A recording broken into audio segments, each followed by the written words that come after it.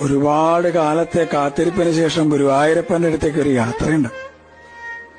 പരിഭവങ്ങളും സങ്കടങ്ങളും പരാതികളൊക്കെ ആയിട്ട് നടന്ന് ആ ശ്രീലകത്തിന്റെ മുമ്പിൽ അങ്ങോട്ട് എത്തുമ്പോ ഭഗവാൻ എങ്ങനെ കാണാം.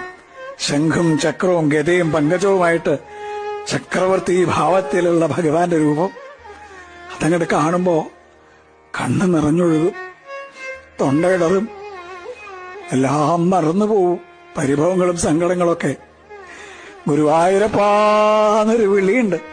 ആ സമയത്ത് ശ്രീലകത്തുനിന്നൊരു നോട്ടമുണ്ട്. കാരുണ്യത്തിന്റെ കടലായ കണ്ണന്റെ നോട്ടം. ഞാനില്ലേ കൂടെ എന്ന് പറഞ്ഞിട്ട് ആ കണ്ണനെ ഹൃദയത്തിലേക്ക് നിറയ്ക്കുമ്പോഴേക്കും ദ്വാരപാലകർ നമ്മളെ നിൽക്കിണ്ടാവും. പക്ഷെ ആ കാരുണ്യം നിറഞ്ഞൊരു നോട്ടല്ലേ, അത് മതി നമ്മളെ പരമാനന്ദത്തിൽ ആറാടിക്കാൻ. കൃഷ്ണ ഗുരുവായൂരപ്പ.